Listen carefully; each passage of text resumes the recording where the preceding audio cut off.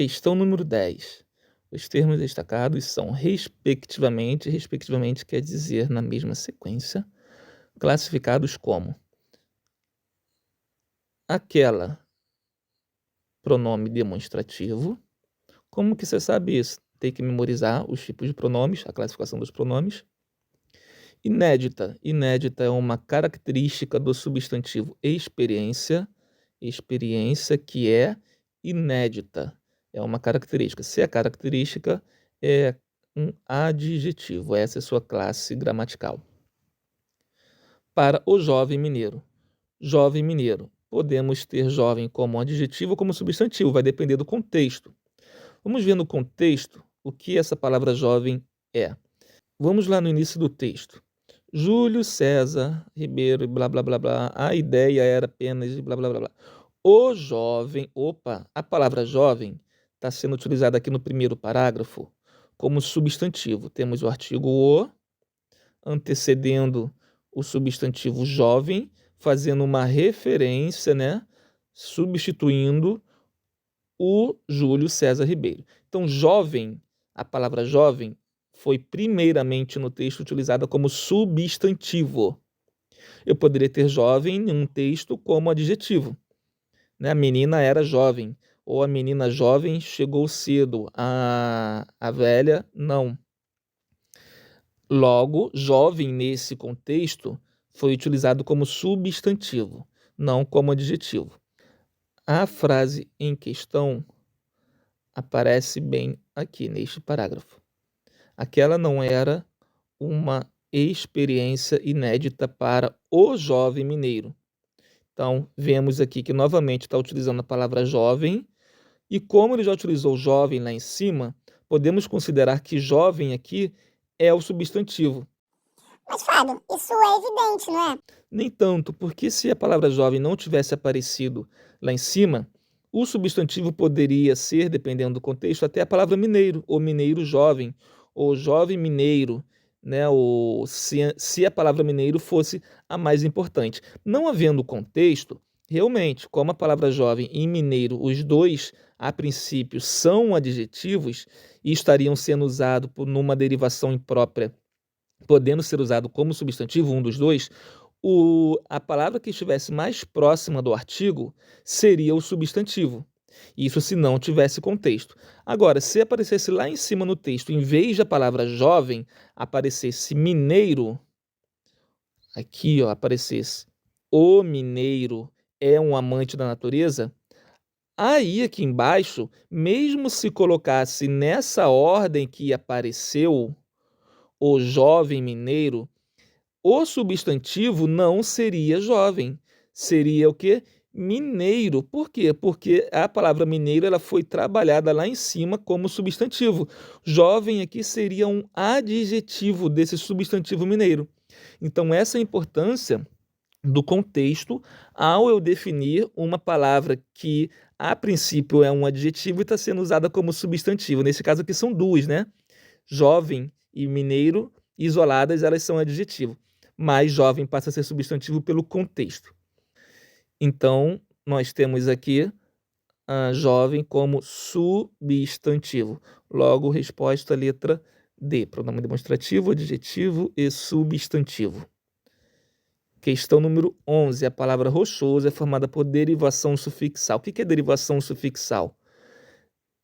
Temos numa palavra o radical, que é o núcleo semântico dela na estrutura que traz o sentido principal da palavra. No caso da palavra rochoso, o radical é roche, porque vem da palavra rocha. A palavra a, né, sendo aí uma vogal temática, ela sai para a entrada do oso. Quando eu insiro um elemento no final da palavra, após o radical, esse elemento se chama sufixo. Quando eu insiro antes, esse elemento se chama prefixo. Pre, né, vem antes, está fixo antes. Por isso ele afirma. A palavra rochoso é formada por derivação sufixal. Por quê? Porque entrou um sufixo no final dela. Esse conteúdo é conteúdo de formação de palavras. Você encontra na estrutura de palavras logo no início dos livros, dos livros didáticos, das gramáticas, das apostilas.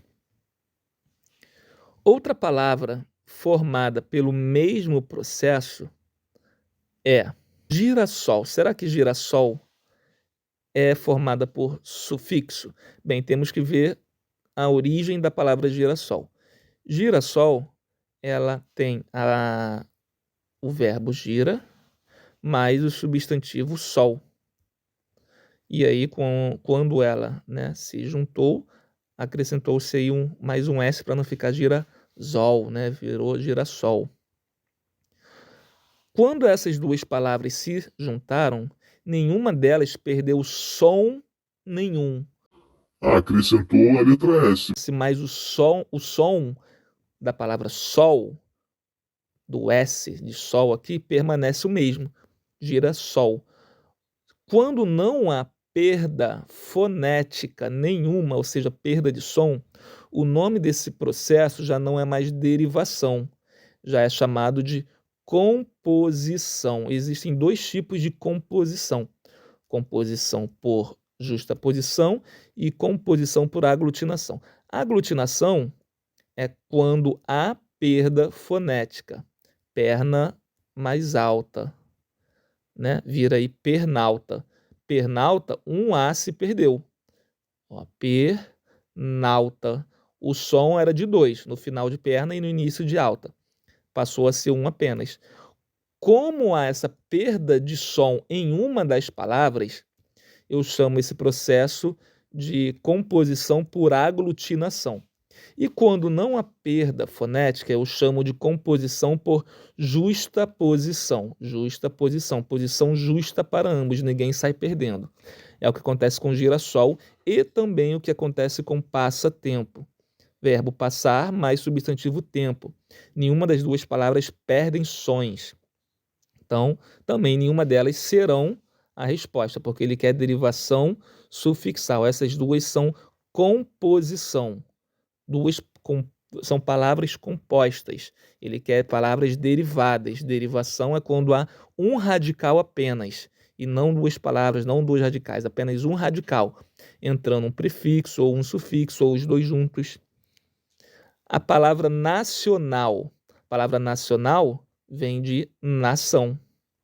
Nação, né? Ficou aí o radical NAC, nas, nacional. Depois foi acrescentado o sufixo, beleza? Então, no radical nação, entrou o sufixo nal.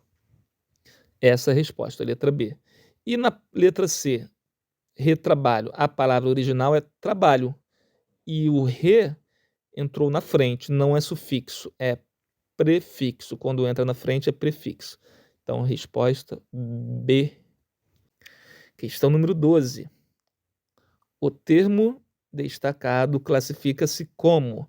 Termo destacado, um amante da natureza. Essa aqui é uma questão de sintaxe, de estrutura sintática de oração. Sujeito, verbo, complemento, SVC, é a ordem e estrutura sintática padrão da língua portuguesa. Há variações. Sujeito, verbo, objeto direto, objeto indireto, sujeito e verbo apenas, sujeito, verbo, complemento e adjunto adverbial.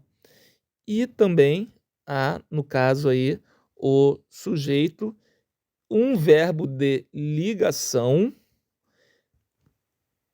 que não é um verbo comum, não é um verbo de ação, e o PS, que é o predicativo do sujeito. Verbos de ligação são os verbos que ligam um sujeito a uma característica atribuída a esse sujeito. Essa característica é chamada de predicativo do sujeito. João é legal, Antônio foi médico, Maria será enfermeira. João está triste. Os principais verbos de ligação são ser, estar, ficar, e aí temos uns outros, como parecer, permanecer, continuar, tornar-se, que são chamados, né, acidentais aí, que podem às vezes ser de ligação e às vezes não. Mas os que aparecem na maioria dos casos são esses ser, estar e ficar. O estar pode ser de ligação em alguns casos, em outros não. o ficar também. Então, aqui, essa estrutura é exatamente essa de sujeito, verbo de ligação e predicativo do sujeito. Verbo de ligação é o verbo ser, flexionado na terceira pessoa do singular. Eu sou, tu és, ele é. Quem é o sujeito do ser? O jovem. O jovem é. Verbo de ligação também é chamado de verbo copulativo ou verbo atributivo. Por quê? Que atribui característica.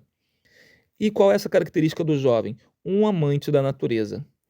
Essa estrutura inteira, essa frase inteira, ela está qualificando, adjetivando o sujeito jovem. Repara que não precisa haver adjetivo. Muita gente pode acabar confundindo e pensando, nessa estrutura tem que ter um sujeito, um verbo de ligação e um adjetivo. Não necessariamente. O predicativo, ele pode ser um substantivo, como aparece aqui. Mas, Fábio, amante é substantivo? Amante pode ser substantivo e pode ser adjetivo. O homem amante, amante é adjetivo. A mulher amante, amante é adjetivo. Agora, um amante, esse um é um artigo. Ele está substantivando a palavra amante, como aconteceu lá em cima com o jovem, né? Um jovem, o jovem. Aqui, amante, ele é substantivo. Ele está sendo usado como substantivo, não é adjetivo. Mesmo sendo substantivo, ele faz parte, né? Substantivo é classe gramatical. E esse substantivo é o núcleo de quê? Da função sintática predicativo do sujeito. É muito nome, Fábio, é muito nome. Eu sempre digo, o difícil de português não é necessariamente as regras gramaticais. O grande, né, um dos grandes complicadores de se estudar gramática é a nomenclatura, principalmente essa diferença entre morfologia, mais precisamente classes de palavras, classes gramaticais e função sintática. Uma dica que eu sempre dou para qualquer estudante de língua portuguesa, seja sexto ano, nono ano, segundo grau, para concurso, é, no início de tudo, já definir o que são classes gramaticais, classes de palavras, são as 10 classes de palavras, memorizar os seus conceitos, essa nomenclatura, e as funções sintáticas, memorizar os seus conceitos e as suas nomenclaturas. Porque quando cai uma questão dessa aqui, a gente consegue dizer o que é uma coisa, o que é outra coisa. Jovem é substantivo, amante é substantivo, natureza é substantivo, porém, esses substantivos fazem parte de uma estrutura. Essa estrutura podemos fazer como se fosse um bloco aqui, um Lego. O jovem é uma estrutura, a gente chama isso de sintagma. Um amante é outra estrutura. Da natureza é outra estrutura. Então, repara que o verbo de ligação, está ligando a estrutura o jovem à estrutura um amante da natureza. Dentro da estrutura grande, um amante da natureza, temos uma estrutura menor da natureza ligada à palavra amante. Amante de quê? Amante da natureza, amante do esporte, amante do futebol.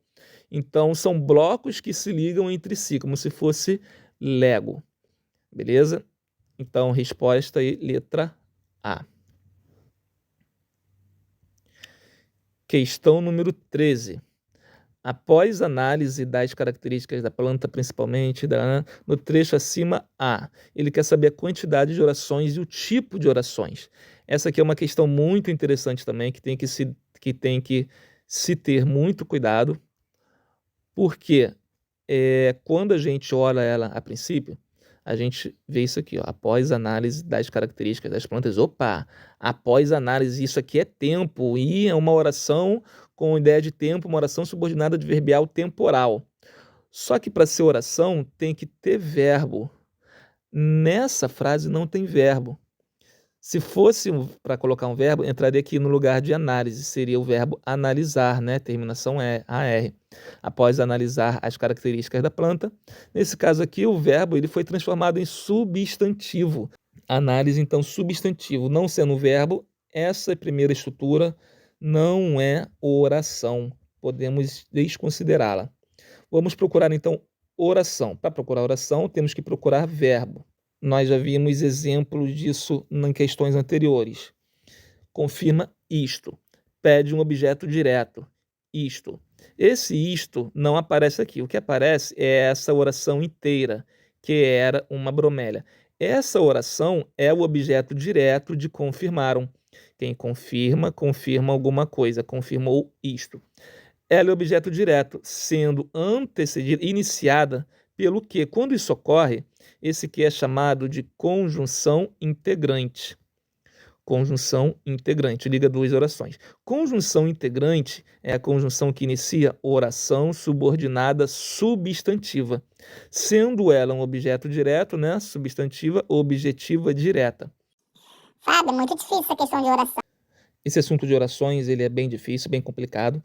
Tem que conhecer muito bem sintaxe simples para entrar em sintaxe do período composto. Vou deixar aqui no card a relação, né, a playlist com os vídeos sobre orações subordinadas, orações coordenadas. Dá uma olhada lá, dá uma estudada, tem bastantes exemplos.